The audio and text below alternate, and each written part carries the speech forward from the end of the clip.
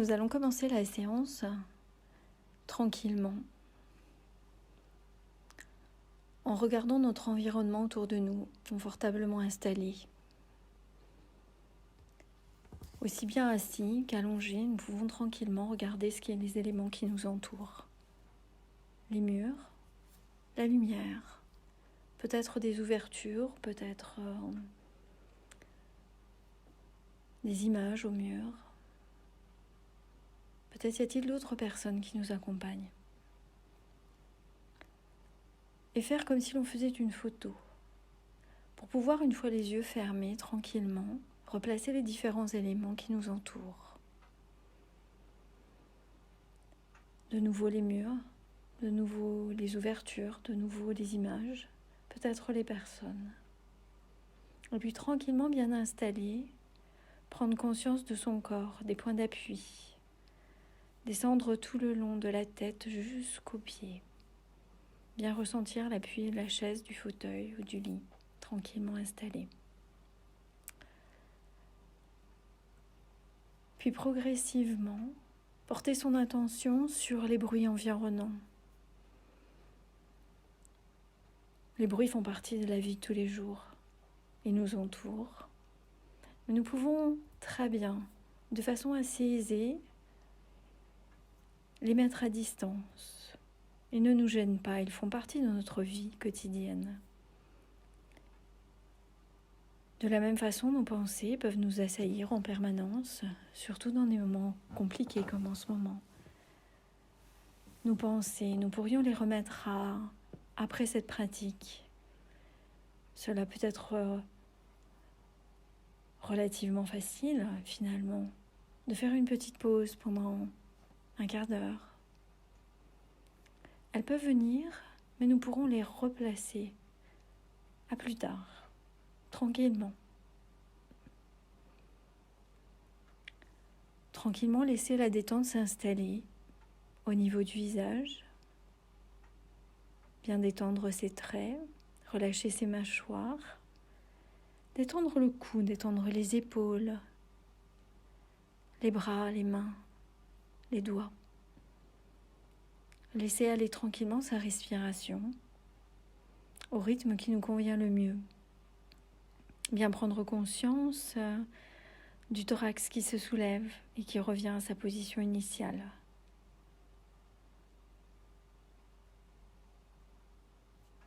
De la même façon, s'intéresser à la respiration de son abdomen, bien sentir le ventre se soulever et revenir à la position initiale.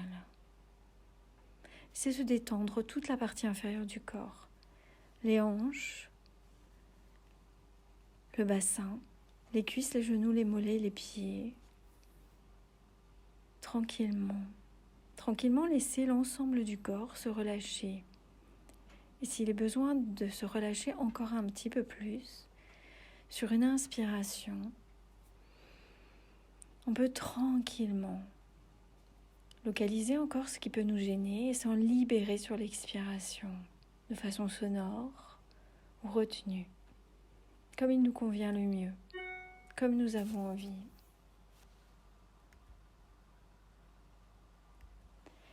Et puis tranquillement aujourd'hui, se laisser aller loin de tout ce qui nous préoccupe. Se laisser aller dans un endroit que nous avons peut-être déjà exploré.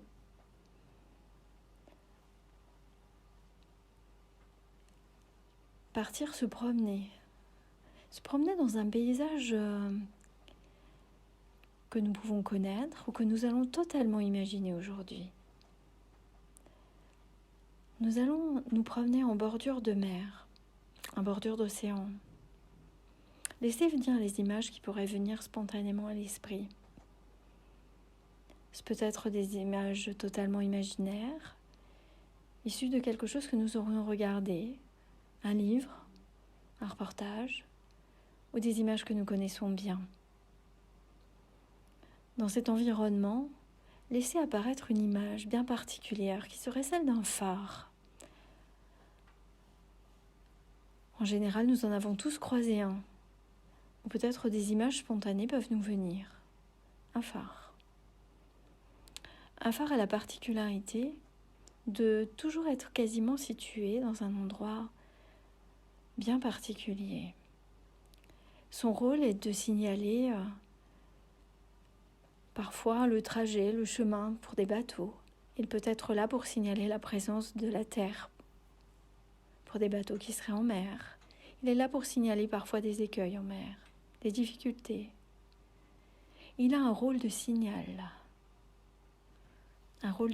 bien particulier. Et puis surtout, s'il est placé là où il doit être placé, c'est qu'il a aussi été mis là pour des raisons particulières. C'est que les conditions, notamment météorologiques, sont parfois difficiles à proximité de lui. Bien souvent, les difficultés sont liées au brouillard, au vent, aux tempêtes. Il n'a pas été placé là par hasard. Et si l'on s'imagine un phare, il est constitué en général d'une partie basse, où parfois il y a l'habitation du gardien.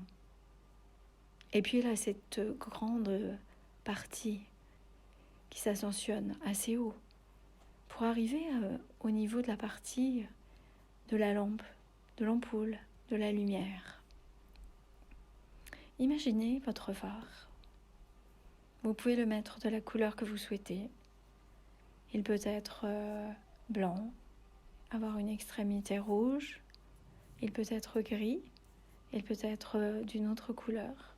Mettez-le comme vous le souhaitez aujourd'hui, comme il vous vient spontanément à l'esprit. Et aujourd'hui, nous allons rentrer à l'intérieur du phare. Imaginez-vous rentrer à l'intérieur du phare. Imaginez la porte. Comment serait-elle pour vous ? Arrondie, rectangulaire. Serait-elle en bois ? Serait-elle en métal ? Y aurait-il une lourde poignée ? Ou serait-il facile de rentrer à l'intérieur ? Même si vous n'êtes jamais rentré dans un phare, ce n'est pas grave. Votre imagination peut très bien le faire. Elle sait le faire. Imaginez arriver en bas du phare. En bas du phare, dans une pièce qui pourrait être extrêmement simple. Une table, des chaises. Peut-être un endroit où pourrait vivre quelqu'un. Et imaginons-nous monter. Un phare, si l'on s'imagine réellement comment il a été construit, il a obligatoirement été construit sur des bases extrêmement solides, avec des fondations solides. Il est là pour résister à vents et marées. Et nous aussi, dans ces périodes compliquées, nous pourrions être comme le phare, prêts à résister à vents et marées, avoir des fondations solides. Et parfois, retourner voir quelles sont nos fondations solides. Notre environnement familial, peut-être, peut-être pas. C'est peut-être aussi nos racines. Et puis, c'est peut-être surtout nos valeurs. Car en ces moments difficiles, nous qui sommes soignants, nos valeurs, c'est ce qui nous porte chaque jour à venir au travail. C'est ce qui nous porte chaque jour à avancer, à garder l'espoir, à travailler, à s'adapter. Et puis nos valeurs, c'est peut-être tout autre chose. Chacun, nous avons les nôtres. Et ça peut être important, dans les périodes difficiles, de se rappeler ce qui est vraiment notre socle, ce qui nous tient, ce qui nous anime chaque jour. Quelles sont nos fondations solides ? Et puis si nous montons les escaliers pour monter tout en haut du phare, que nos escaliers soient en bois, soit en pierre, soient irréguliers, soient réguliers, comme nous en avons envie, nous pourrions monter tout en haut et nous imaginer arriver dans une pièce. Une pièce dont la majorité de la pièce serait constituée par ce qui fait l'intérêt du phare, c'est-à-dire cette ampoule, cette lumière qui est présente en milieu. En général, toute cette partie supérieure est vitrée. Cette partie vitrée permet de regarder à l'extérieur, de visualiser peut-être la mer, l'océan, les vagues, ou au contraire être sur terre et permettre de visualiser d'un autre côté les champs, les collines. Placez-y tout autour le paysage que vous souhaitez et bien protégé que vous êtes dans le phare. Regardez à l'extérieur. Imaginez-vous que ce phare est fait pour résister à tempêtes et marées. Imaginez tout autour de vous ce qu'il pourrait y avoir, du vent, de la pluie, une tempête. Et pour autant, à l'intérieur du phare, vous pourriez y voir le calme et la sérénité malgré la tempête à l'extérieur. Tout simplement parce que ce verre qui est entre l'extérieur et l'intérieur est un verre extrêmement solide. C'est un verre étanche. Et bien vous, de la même façon, malgré les événements qui sont autour, la tempête qui nous secoue, vous pourriez vous sentir, vous, protégé à l'intérieur de votre phare, qui pourrait être vous-même. Vous-même, centré, calme, déterminé. Et à chaque respiration, vous pourriez ressentir de plus en plus ce sentiment de calme et de sérénité. Contemplez à l'extérieur les éléments qui peuvent se déchaîner, mais vous, à l'intérieur, serez approprié le calme, la maîtrise, la sérénité.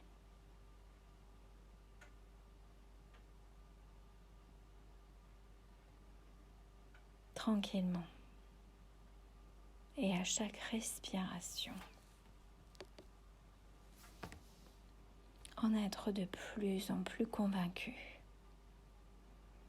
Ressentir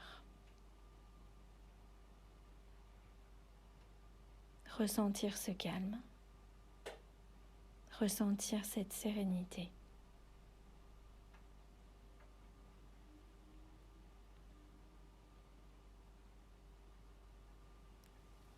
Vous pouvez faire le tour de la pièce et constater le calme qui y règne.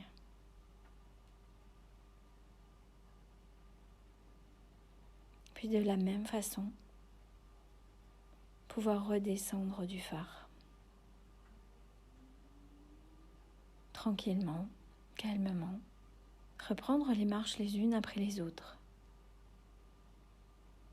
Très tranquillement. Pour redescendre et arriver de nouveau dans la pièce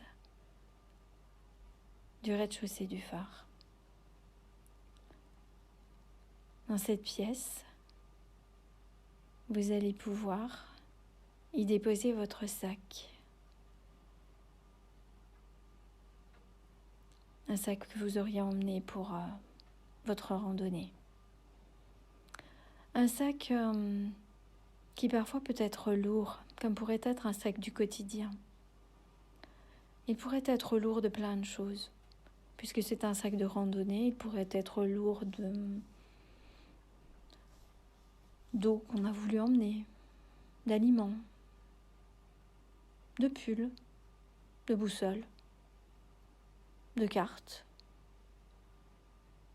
ou de tas d'autres choses qu'on aime rajouter à notre sac.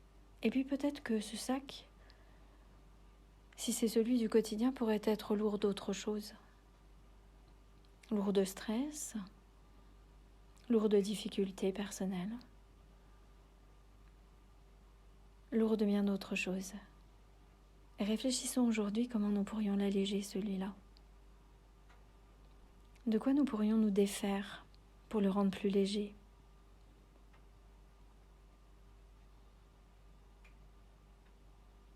Vous pouvez prendre le temps d'y réfléchir.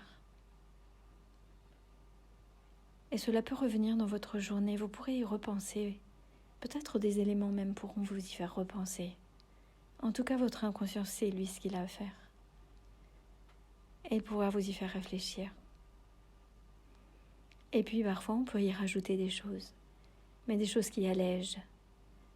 Des choses qui allègent, c'est prendre du plaisir. Prendre du plaisir en famille, peut-être, ou peut-être pas. C'est peut-être faire une activité sportive. C'est peut-être lire. C'est peut-être bien d'autres choses, en fonction de sa personnalité. Alors allégeons-nous.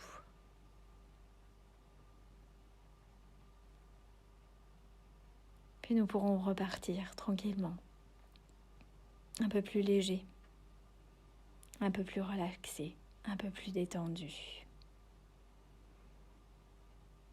Tranquillement. Puis nous pourrons tranquillement ouvrir les yeux. Nous détendre. Relâcher nos muscles. Et repartir dans notre journée.